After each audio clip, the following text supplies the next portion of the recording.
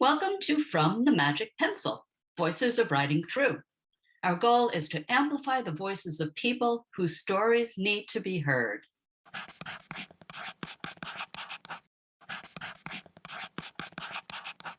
Hi, everybody. I'm Sue Guiney, the founder and executive director of Writing Through, and I am thrilled to be able to chat today with Alexa Santillana. Hi, Alexa. How are you? Hello, it's great to be here. Virtually, but it's great to be here. It's great to see your face and hear your voice. Maybe you could tell everybody a little bit about who you are and where you're from and what you're doing now. Yeah, so I graduated from West Covina High School last year, and I'm currently attending Johns Hopkins University. I'm a rising sophomore, and I used to be at West Covina High School the founding president. Well, I guess I still am the founding president of YAC, which stands for the Youth Advocates Club. And we joined and partnered with Writing Through in order to bring creative writing to the members of our club.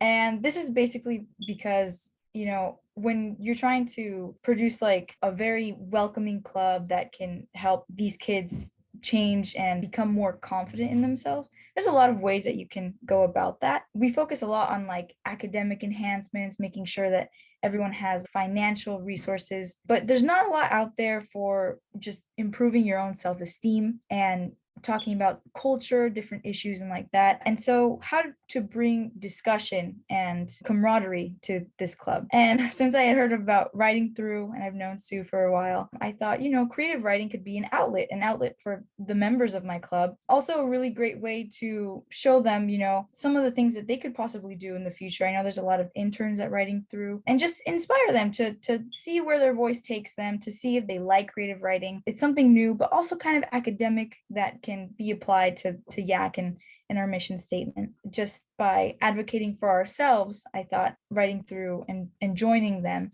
would be a fantastic option for our club. And maybe you could talk a little bit about West Covina. It's a suburb, sort of Los Angeles. Yeah. And what are the people like there? What's kind of the makeup of it? And why did you found YAC in the first place? What was the need that you saw? Well, West Covina High School, predominantly, there's a lot of Hispanic students. And so you're kind of in a bubble of sorts. And sometimes we don't see that we can attain higher education, or we don't really see that much representation. And so I thought that making a club that's focused on having these students develop their own voice in many ways would be helpful. So we did that through a series of things. We did this like book drive to help students that can't afford like SAT prep books get that help they need. We also reached out to middle schools and tried to mentor students about what college means, trying to provide representation in that manner, inform them of higher education, right? And so all of these things, I think, really tackle that need for students to advocate for themselves.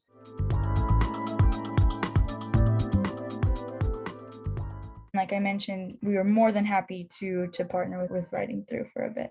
Yeah, and it was really special for us too, because usually, as you know, Writing Through basically is 6 sessions that you do, and you could spread it out over a week or over a weekend. But what we did with you guys was that we met once a month for the entire academic year. Exactly. And that was really something special for those of us who were facilitating it as well, because we really got to know you guys and got to Mhm. see you as you progressed over that academic year. And you weren't all seniors, but most of you were, and to see what you were thinking. And of course, this was smack in the middle of COVID. This was in the Yeah, middle of lockdown. So yeah. we talked a lot about that. And we wrote a lot about that too.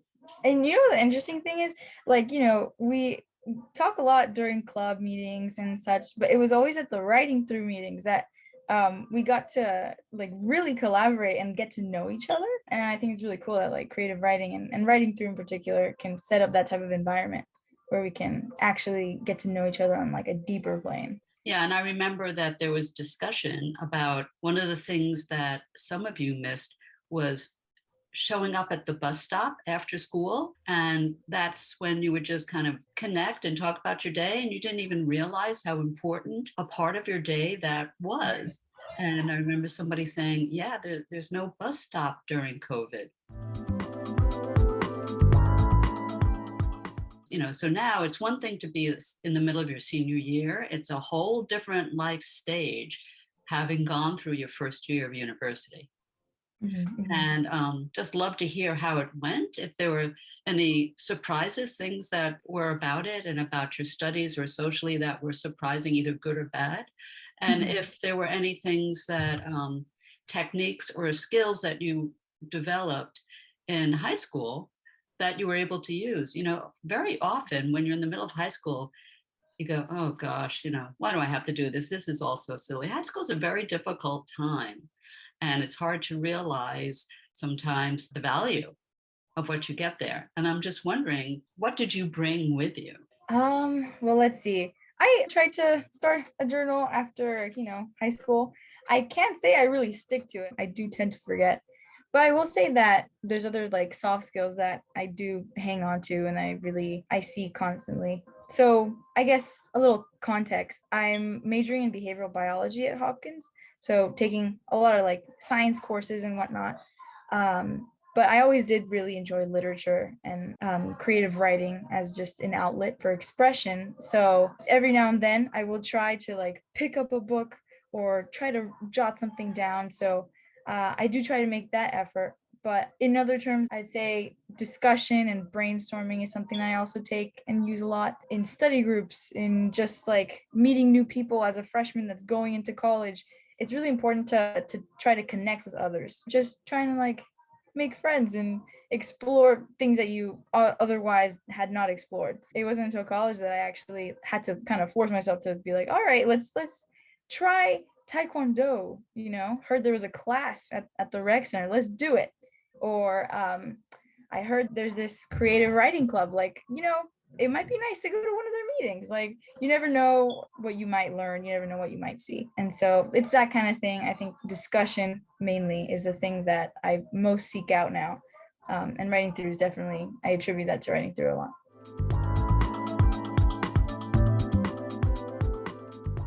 I remember we talked a lot about change and taking risks over the course of your senior year when we were working together. Moving cross country, leaving California, and your parents are immigrants, right? They're Peruvian. Yes. So that in itself is a different sort of an experience. But then leaving California and making the decision to go east and to go to Hopkins. Talk about change and taking risks. Did that decision come easily to you? And how did you feel about that? Well, I can't remember where I read this exactly, but I do remember that someone was like, the biggest decisions that we make are like the ones we make the quickest and put like least thought into. My sister also attended a university in the East Coast, and so did my brother. And so I always assumed like, okay, it's my time. It's my time to do the same. And so I always kind of like had that in mind. But also, I guess I would say my father constantly told me, like, Alexa, it is your unique responsibility to try to reach out and explore things you hadn't explored yet. Try to gain knowledge from like many different things that you have to take a risk to explore. Try to do that. And so even though I did contemplate going to a school for your university here in California, I knew that there would probably be a lot more differences with the education, the weather, like everything, culture, if I went to a school farther away. And Hopkins is fantastic. I think, I looked into a lot of their academic programs, and behavioral biology in particular is something that I was super interested, but not that many schools offer. And so, seeing that Hopkins had that, it fulfilled all the check marks. So it wasn't exactly an easy decision to travel away from my family, but it was one that was at the end, I think a really good one. I'm wondering if you felt that there were real cultural changes that you experienced moving from the West Coast to the East Coast. Is it really that different? Well, I would say it kind of depends on where you're at, but definitely. Maybe not everywhere in the East Coast, but going to Baltimore, Maryland was definitely a little bit of a culture shock. I also volunteer at this clinic in East Baltimore, going to a medical clinic there and just seeing how healthcare works out for such an underprivileged population kind of opens your eyes a little bit to how different, I West Covina is a bubble, but I would say like it's not necessarily to the point of extreme poverty and lack of healthcare. I would say like I do have access here to a lot of those amenities. I watched this YouTube video about Baltimore, Maryland, and like neighborhoods in Baltimore, Maryland before I came here. And one of the comments on that YouTube video was like, sometimes there are places in the US that look like third world countries. And I was like, interesting take. And then, I go there, I explore the city, and there are places that are truly neglected and abandoned houses, abandoned neighborhoods. And so, yeah, there's definitely a little bit of a shock and a big difference from what I'm used to. And on the campus, I would say there's a little bit less of that because schools really work hard towards diversity. Hopkins in particular, I think, has done a pretty good job about having a lot of diversity in like the student population. I do see their effort there. But as soon as you step off campus, yeah, you're probably going to see a lot of differences from like where you come from.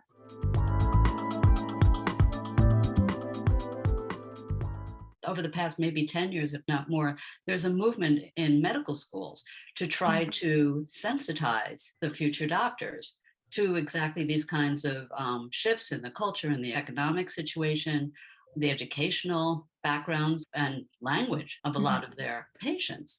And one of the ways that they're doing it is through incorporating arts education into the curriculum. They talk about how to really understand a patient and their problems or their disease. It's really about understanding the narrative, being able to hear and understand a narrative arc within a story, because that's what disease is. I think that's really interesting. Can you see that there would be a skill like that? Oh, yeah. I think one of the best phrases for it would probably be cultural humility. Because I volunteer at one of the medical centers that belong to Hopkins, we are like have set mandatory meetings every week to discuss these types of things. I particularly like that. Again, like discussion and brainstorm from writing through that I love. We even had an exercise where it was like identify your bias, and everybody was told to get into groups and discuss. And so yeah, eye-opening, and you're exactly right. I think that cultural humility and just the ability to sympathize with others, but also be understanding and not condescending at all about their situation is really important. You're bilingual, right? You speak fluent Spanish. Yes. Did that make you unusual in Hopkins? And what about the Latino community in Baltimore? Was that part of the people that you were working with? And the fact that you're bilingual, is that helpful or not? Well, actually, a quick question before I answer. Can you hear any background sounds? Very little. Don't worry about it.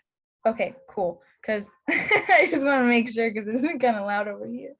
But I would say that actually being bilingual, in particular in English and Spanish speaker, has been very important, and especially my work as a volunteer at a medical clinic. I volunteer for this program called Hopkins Community Connection, and I'll actually be part of the leadership team next year. So yay! But essentially we split volunteers into Spanish speakers or like bilingual speakers and non-bilingual speakers, simply because sometimes the clinics have a very high population of Spanish speakers and we need volunteers. Oh, one quick note.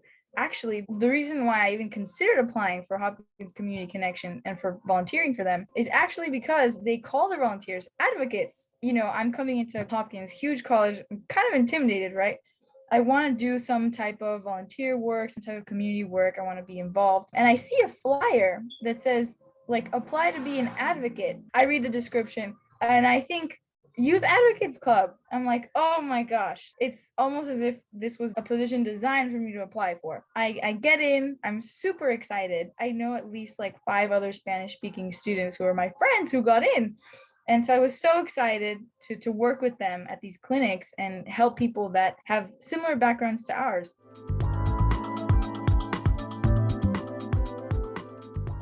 I remember once I was working at the clinic and it wasn't even my client. It was like my desk partner's client, but we all just started talking and having a conversation about how we can best help them and what they're going through. And it's also really interesting because the people will ask you like, what is your heritage? Like they'll be super interested. Like all of my clients are super interested to hear about me. And I'm like, oh, I'm just here to serve you. Like, don't like you don't have to befriend me or anything. But people are like genuinely interested in like learning about the people who are helping them. And so I think that's so nice and gratifying. And Spanish has really become that outlet for communication with them, similar to like how creative writing was an outlet for me to express myself back in high school. Being a Spanish speaker was definitely helpful in that aspect, but it's become so much more because instead of just helping them with their needs, now I can also connect with them and their culture through Spanish. So really love that. Yeah, and I bet that there is a trust that develops. Mm. If someone speaks your own language, whether it's true or not, you make certain assumptions about an understanding that's there. Oh, well, you get me. You speak Spanish, you get me, right? And Yeah. even though, a person who speaks Spanish who has, let's say, a Cuban background is going to be Mm. very different from somebody who speaks Spanish because they have a Peruvian background. But still, the fact that you have a common language, there's a bridge there, I think. I remember once I was also on a shift and there was this advocate who was not a Spanish speaker. And I saw what they had to do in order to communicate with different clients and patients. And essentially, like, they have to use this translating service where they have like translators going on the line. And I thought, I am so lucky and honestly privileged that I can just call a client and call a patient, and I don't have to go through all of these alleyways, and I can just directly communicate with them exactly what I wanted to say. And I noticed that honestly it complicates other people's work when they can't communicate directly. It takes so much longer. Sometimes clients like hang up because they're like, what is this interpreter, what are they saying? They get intimidated by that. So again, just really important to be able to connect with your client, and Spanish definitely helps me do that.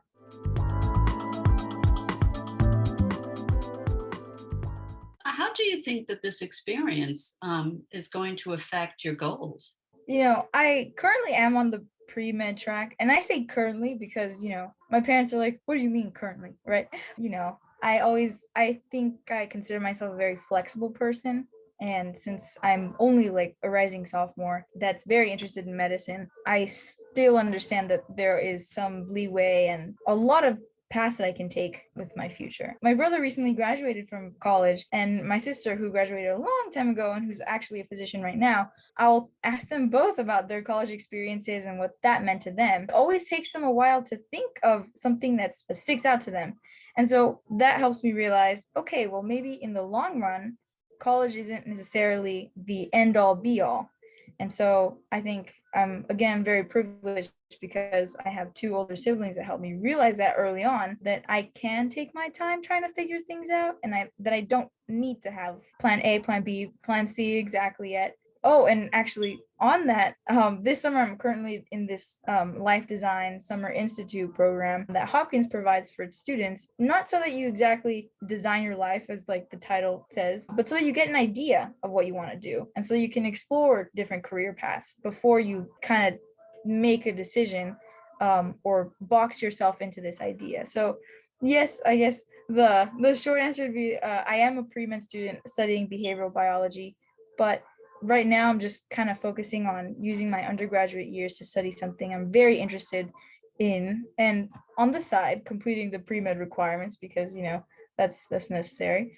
But I can't tell you what I might do in the future, or if I might take a little pit stop before going to med school and stuff like that. And actually, that's something that is very different from high school. So back in high school in Youth Advocates Club, I always told my friends, like, I'm going to college and I'm going to study something that I really, really like.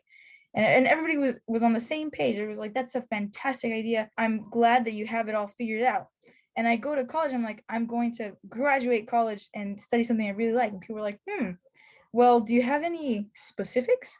And so it's all of a sudden I had to have these specifics. And I know a lot of students that are also pre-med, and they constantly say like, I'm going to be a dermatologist. They know exactly how they're going to get there. Some freshmen, right? Because I was a freshman, are like, yes, I'm taking 3 gap years. I already know the programs I'm going to apply for.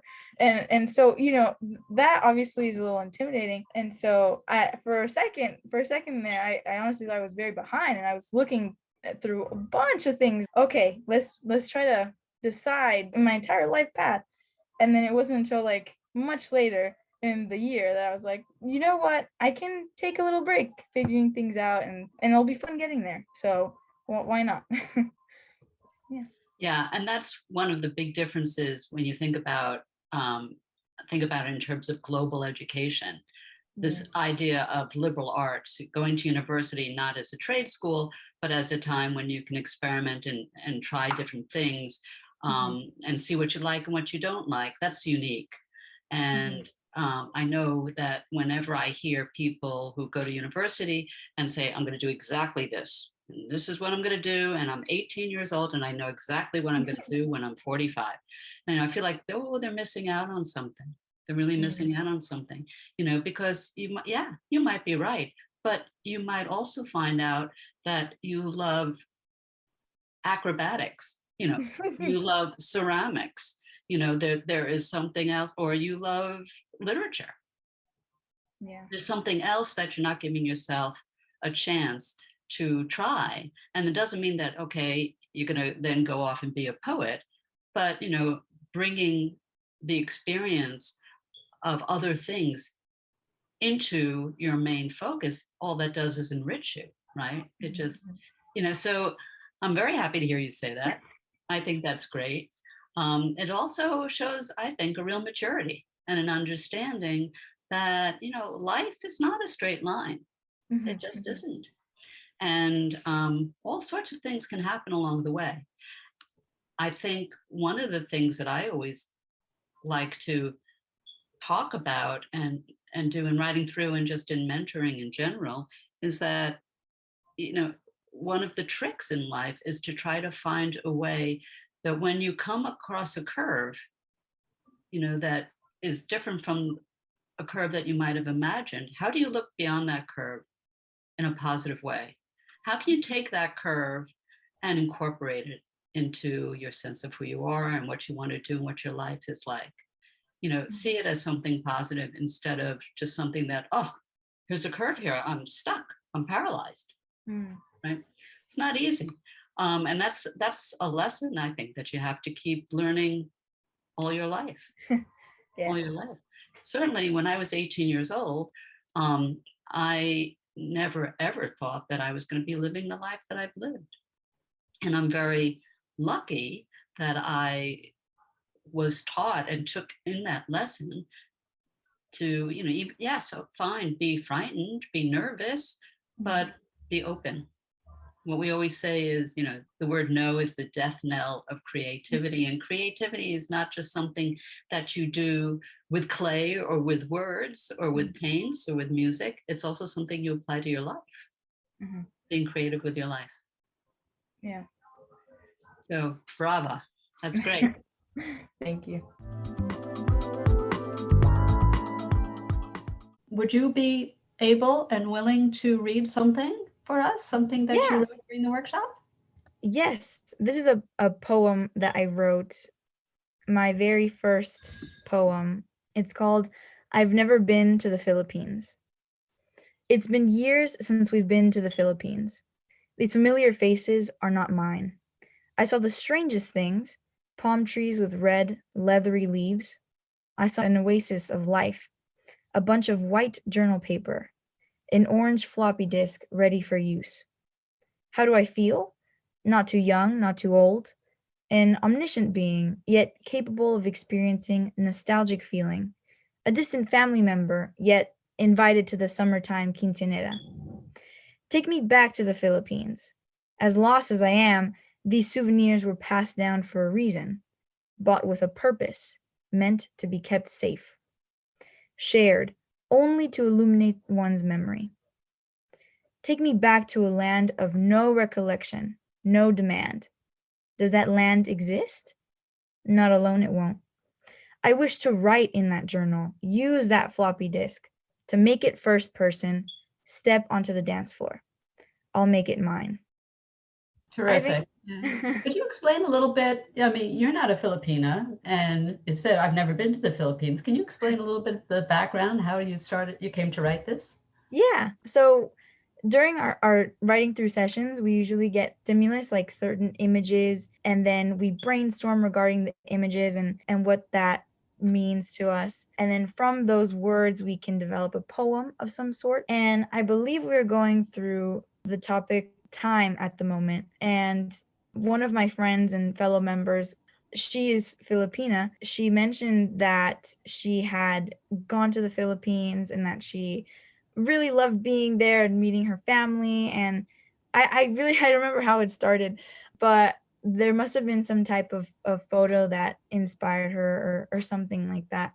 And so when I wrote this, I mentioned like I've never been to the Philippines, and in particular these familiar faces are not mine. So what I'm trying to do in this poem is kind of narrate someone who is listening to someone else talk about their homeland or a dream that they've had of them traveling to some place, and the narrator is slowly realizing how important those memories are, even though they aren't theirs. I really like this poem. I'll admit though, it can come across as many different variations of what I was intending. Well, that's one of the great things about poetry is that the poem comes out of the writer's experience and thoughts. But once it's out and once it's shared, the response is not about what the writer had in mind, but what the reader or the listener had in mind.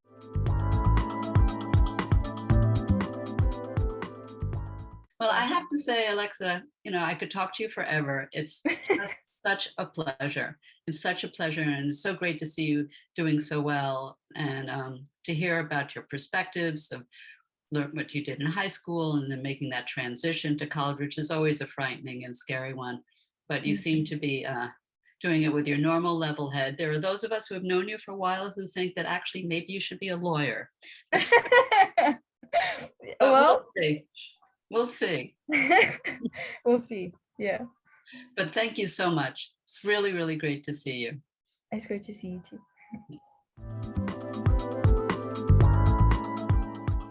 Thanks again to Alexa for making the time to talk to me, and the very best of luck with your second year of university.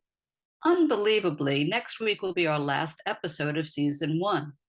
This podcast has been a real labor of love, and I am so proud that we've been able to bring to you all the different voices we have heard from this season. We are already thinking about season 2, so stay tuned on our social media for updates on that. Next week, we will be ending on a very inspiring note. Kristen, our deputy director, will be joined by another remarkable student from Liger Leadership Academy, Sue Chang. Let's hear a little clip.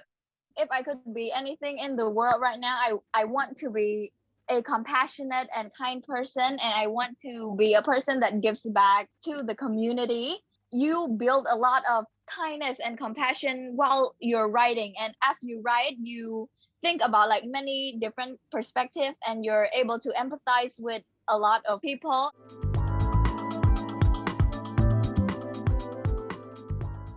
Please remember to rate, review, and subscribe so that we can keep growing and reaching new listeners. Thank you so much for listening. Bye.